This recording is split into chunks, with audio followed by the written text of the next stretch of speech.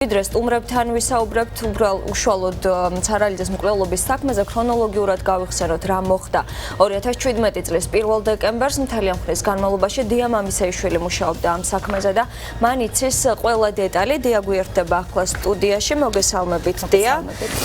და დავიწყოთ სულ თავიდან. რატომ აღმოჩნდნენ მოზარდები ხორავას 4 ნომერში და რატომ მოხდა აღნიშნული გარჩევა მოზარდებს შორის?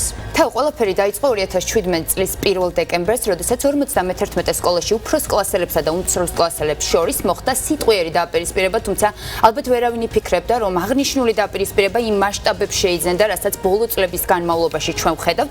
ურთიერთობის ერთგვარად გასარკვევად უფროს კლასელებმა და უმცროს კლასელებმა გადაინაცვლეს ხორავას ქუჩაზე, თუმცა მოგვიანებით ეს ერთგვარი გარჩევა გადაიზარდა სისხლიან დაპირისპირებაში, რომელსაც შედეგად ემსხვერპლა ორი მოზარდი, ლევან დადუნაშვილი და დავით სარალიძე. ორივე მათგანს ცივი იარაღით მრავლობითი დაზიანებები ჰქონდათ მიყენებული.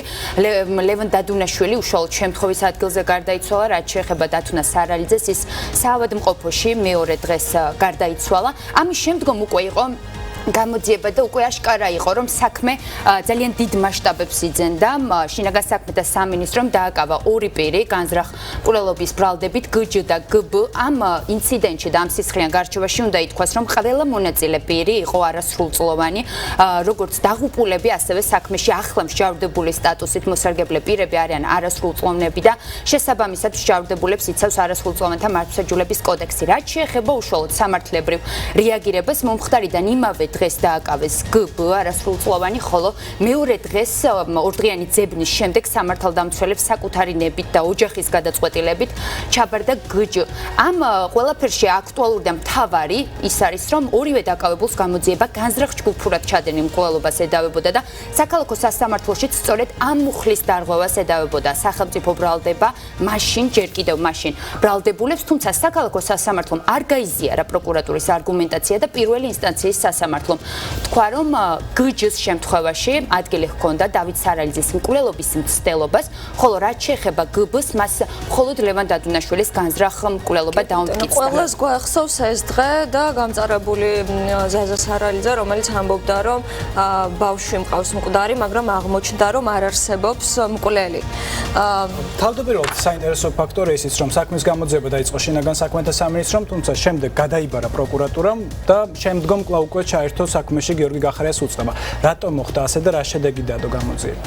თავდაპირველად გამოძიებას ხორავის ქუჩაზე მომხდარ ტრაგედიას სწავლობდა გენერალური პროკურატურა. იმ დროს გენერალური პროკურორი იყო ირაკლი შოთაძე, რომლის თანამდებობაც დღეს ჩვენ აშკარად შეგვიძლია ვთქვათ, რომ ემსხვერპლა სწორედ ხორავის ქუჩის ტრაგედიას, ვინაიდან საქალაქო სასამართლოს გადაწყვეტილებით შემდეგ 1 საათში მან საგანგებო ბრიფინგი ჩანიშნა და მან თქვა, რომ ის თანამდებობას ტოვებდა. შესაბამისად, მისი მხრიდან თანამდებობის დატოვება ხორავის ქუჩის განაჩენთან არის პირდაპირ კავშირში. რატომ მოხდა ეს ერთგვარი გადაბარებები? ამ კითხვას ერთი მკაფიო პასუხი აქვს. გენერალურმა პროკურატურამ ვერ შეძლო კითხვებზე პასუხების გაცემა და ის გამოჩნდა პირველი ინსტანციის სასამართლოს გადაწყვეტილებით.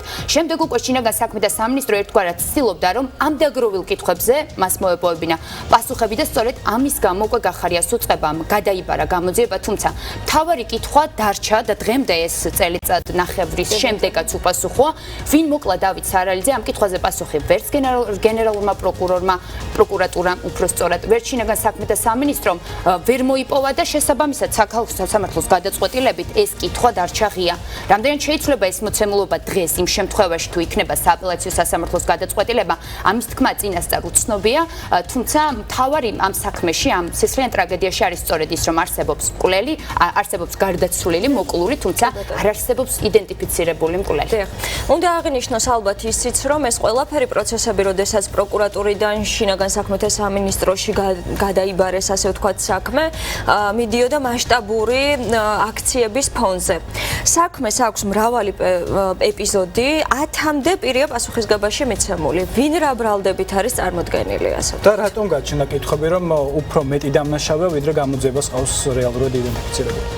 ეს კითხვები პრინციპში მაშინაც არსებობდა, როდესაც საქალაქო სასამართლოში მიმდინარეობდა განხილვა. თუმცა 4 თვიანი ლოდინის შემდეგ ჯერ კიდევ მაშინ როდესაც პირველ ინსტანციაში განიხილებოდა ხორავას ქუჩის ტრაგედია, 4 თვიანი მუშაობის შემდეგ ლევან სამხარეულის ექსპერტიზის ეროვნული ბიუროს დასკვნა გახდა ცნობილი.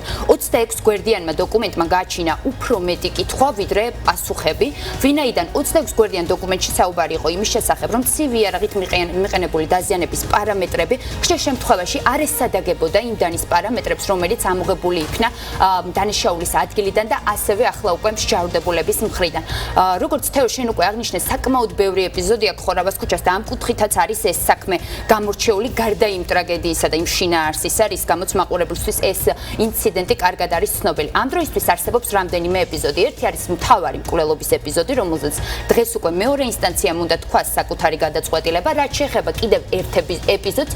ამ შემთხვევაში ფიგურირებს პროკურატურის ყოფილი მაღალჩინოსანი მირზა სუბელიანი. ის ამ დროისთვის სასჯელ სიხდის დანაშაულის შეუტყობინებლობისთვის, თუმცა უნდა აღინიშნოს ისიც, რომ ის 9 ივნისს დატოვებს საპატიმროს, მისი სასჯელის ვადა საკმაოდ ხანმოკლე აღმოჩნდა, რატომ არის გამორჩეული მირზა სუბელიანი, რამდენიმე წიანდადებით ამ საკითხზეც ვისაუბრებ. მას შემდეგ, რაც ხორავას ქუჩის ტრაგედია მიიღო მასშტაბები და გაჩნდა კითხვები ზაზა სარალიძის იგივე დაცვის მხარესთან მიმართებაში, ისინი აპელირებდნენ, რომ ინციდენტში მონაწილე ერთ-ერთი მოზარდის მამა და ასევე კიდევ ერთი მოზარდის ბიძა არის მირზა სუბელიანი, რომელიც იმ დროისთვის პროკურატურის მაღალჩინოსანი იყო და შესაბამისად გაჩნდა გონივრული ეჭვი, რომ ჰქონდა მას გავლენები, რომლის გამოყენებასაც თავისი ოჯახის წევრების მიმართ ის შეეცდებოდა. თუმცა ეს ბრალდებებად დარჩა, ვინაიდან ეს ჯერჯერობით ვერავინ დაასაბუთა, თუმცა მირზა სუბელიანი დანაშაულის შეუტყობინებლობის, ანუ სხვა ბრალდებით გასამართლდა.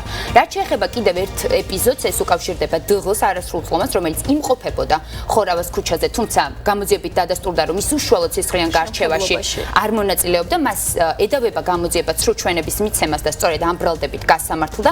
კიდევ არის ერთი ეპიზოდი, რომელიც უკვე დანაშაულის დაფარვას გულისხმობს. ამ შემთხვევაში კალანდიების ოჯახი სხედან ბრალდებულთა რიგებში და ასევე კიდევ 2 კალანდიების ნათესავები და ეს არის სწორედ მიხელ კალანდიას ეპიზოდიც, თუმცა მიხელ კალანდია ერთ-ერთი გამორჩეული გმირია ამ საქმეში, ვინაიდან ის პროკურატურის ეგრეთ წოდებულ ოქროს მოწმედაც არის მიჩნეული, ვინაიდან ზაზა სარალიძეს დაცვის მხარეს აქვს პირდაპირ ეჭვი, რომ ის მონაწილეობდა სისხლიან გარჩევაში, თუმცა მასზე გავრცელდა პროკურატურის სარალიძე. იმ შემთხვევაში თუ მეორე ინსტანციის სასამართლო იმ პოზიციას გაიზიარებს, რაც ჰქონდა საქალაქო სასამართლოს, შემდეგ პროცედურულად რა ხდება?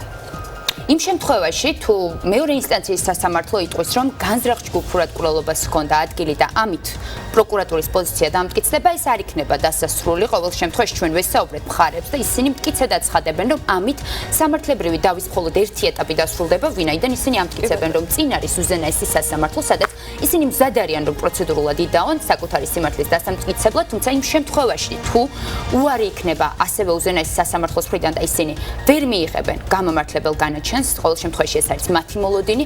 ამ შემთხვევაში არ არის გამორიცხული, რომ უფრო დიდი მასშტაბები მიიღოს ამ ყველაფერმა და სტრასბურგის სასამართლოში ვიხილოთ უკვე აღნიშნული საქმე. მადლობა დეა. ამ კითხვებს აუცილებლად ვკითხავთ სარალიძეების ოჯახის ადვოკატს ერნესტ ალვანდარიძეს, რომელიც ახლა